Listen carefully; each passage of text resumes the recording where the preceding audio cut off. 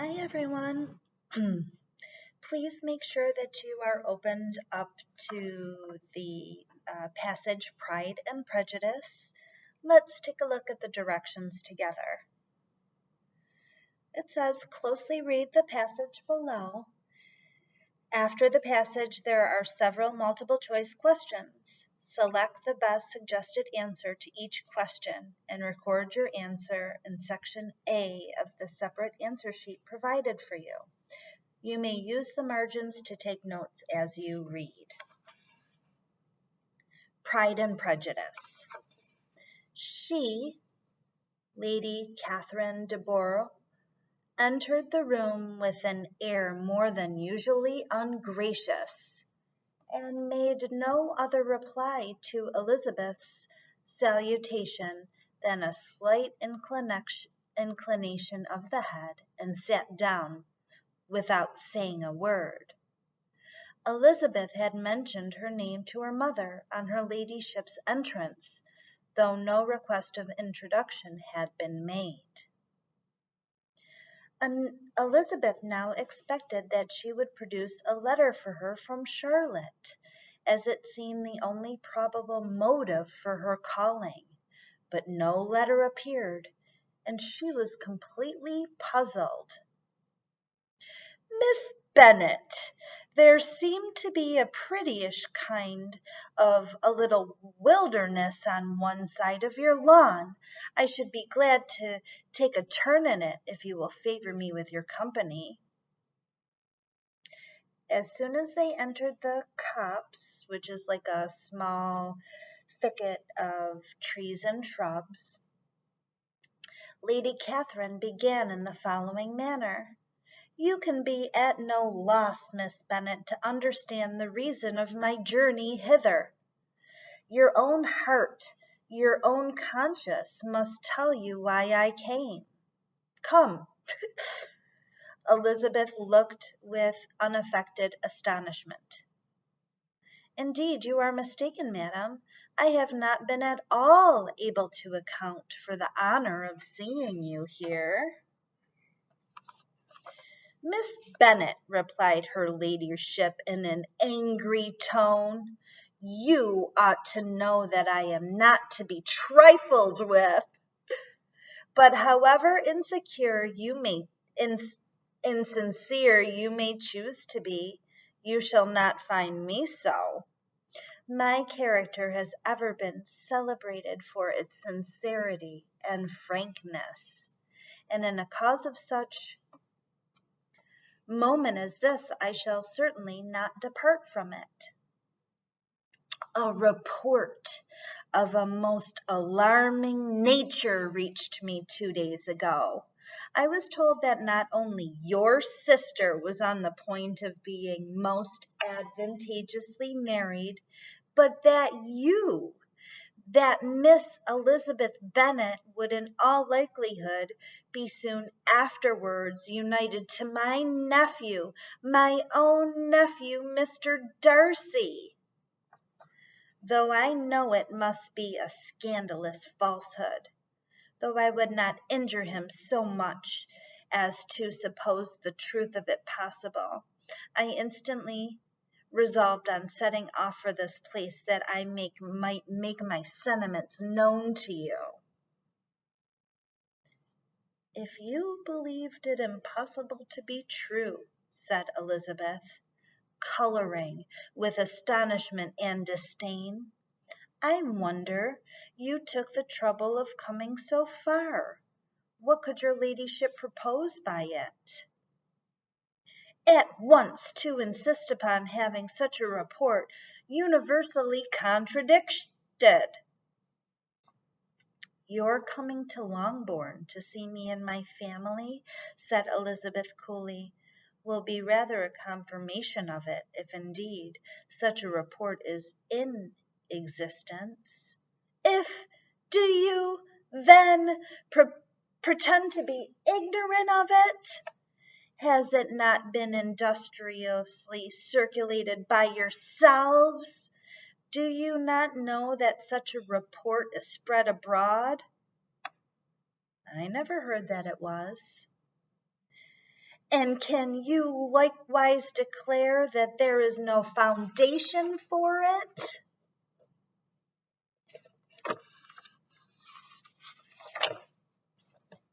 Oh Lord, look at it all. I do not pretend to possess equal frankness with your ladyship. You may ask questions which I shall not choose to answer. This is not to be borne, Miss Bennet. I insist on being satisfied. Has my nephew made you an offer of marriage? Oh, your ladyship has declared it to be impossible. It ought to be so. It must be so while he retains the use of his reason. But your arts and allurements may, in a moment of infatuation, have made him forget what he owes to himself and to his family. You may have drawn him in. If I have, I shall be the last person to confess it. Oh, Miss Bennet, do you know who I am? I have not been accustomed to such language as this. I am almost the nearest relation he has in the world, and I am entitled to know all his dearest concerns. But you are not entitled to know mine, nor will such behavior as this ever induce me to be explicit. Let me be rightly understood. This match to which you have the presumption to aspire can never take place. No, never. Mr. Darcy is engaged to my daughter. Now, what have you say? Now, what have you to say? Only this, that if he is so, you can have no reason to suppose he will make an offer to me. Lady Catherine hesitated for a moment and then replied, "The engagement between them is of a peculiar kind. From their infancy they have been intended for each other. It was the favorite wish of his mother as well as of hers. While in their cradles we planned the union, and now at the moment when the wishes of both sisters would be accomplished in their marriage, to be prevented by a young woman of inferior birth, of no importance in the world, and wholly unallied to the family, do you pay no regard to the wishes of his friends? To his tacit engagement with Miss de Bourgh? Are you lost to every feeling of propriety and delicacy? Have you not heard me say that from his earliest hours he was destined for his cousin?" Oh man, marrying his cousin. Okay.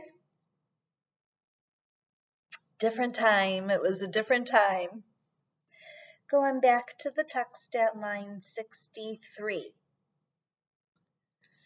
Yes, I had heard it before, but what is that to me? If there is no other objection to my marrying your nephew, I shall certainly not be kept from it by knowing that his mother and his aunt wished him to marry Miss de Bourgh. You both did as much as you could in planning the marriage. Its completion depended on others. If Mr. Darcy is neither by honor nor inclination confined to his cousin, why is not he to make another choice? And if I am that choice, why may I not accept him? Because honor, decorum, prudence, nay, interest forbid it. Yes, Miss Bennet, interest. For do not expect to be noticed by his family or friends, if you wilfully act against the inclinations of all. You will be censured, slighted, and despised by everyone connected with him. Your alliance will be a disgrace. Your name will never even be mentioned by any of us. "These are heavy misfortunes," replied Elizabeth, "but the wife of Mr. Darcy must have such extraordinary sources of happiness necessarily attached to her situation that she could, upon the whole, have no cause to repine." "Obstinate, headstrong girl, I am ashamed of you.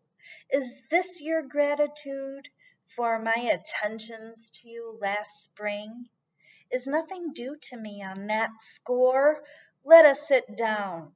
You are to understand, Miss Bennet, that I came here with the determined resolution of carrying my purpose, nor will I be dissuaded from it. I have not been used to submit to any person's whims. I have not been in the habit of brooking disappointment."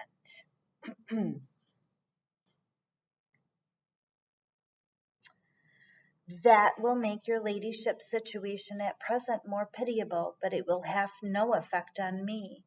Tell me once for all, are you engaged to him?" Though Elizabeth would not, for the mere purpose of obliging Lady Catherine, have answered this question, she could not but say, after a moment's deliberation, "I am not." Lady Catherine seemed pleased. "And you will promise me never to enter into such an engagement?" "I will make no promise of the kind." "Miss Bennet, I am shocked and astonished. I expected to find a more reasonable young woman, but do not deceive yourself into a belief that I will ever recede. I shall not go away till you have given me the assurance I require." "And I certainly never shall give it. I am not to be intimidated into anything so wholly unreasonable. Your ladyship wants Mr. Darcy to marry your daughter, but would my giving you the wished for promise make their marriage at all more probable? Supposing him to be attached to me, would my refusing to accept his hand make him wish to bestow it on his cousin? Allow me to say, Lady Catherine, that the arguments with which you have supported this extraordinary application have been as frivolous as the application was ill-judged. You have widely mistaken my character if you think I can be worked on by such persuasions as these. How far your nephew might approve of your interference in his affairs I cannot tell, but you have certainly no right to concern yourself in mine. I must beg, therefore, to be importuned no farther on the subject." "You are then resolved to have him?" "I have said no such thing. I am only resolved to act in that manner which will, in my own opinion, constitute my happiness, without reference to you, or to any person who wholly unconnected with me." "It is well you refuse then to oblige me. You refuse to obey the claims of duty, honor, and gratitude. You are determined to ruin him in the opinion of all his friends and make him the contempt of the world." "Neither duty nor honor nor gratitude," replied Elizabeth, "has any possible claim on me in the present instance. No principle of either would be violated by marriage with Mr. Darcy.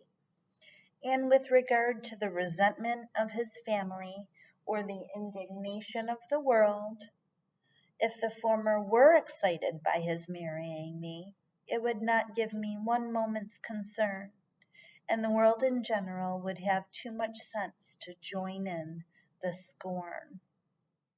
By Jane Austen, excerpted and adapted from the Complete Novels of Jane Austen, 1992, but this was actually written way, way, way before 1992, back when it was okay to marry your own cousin.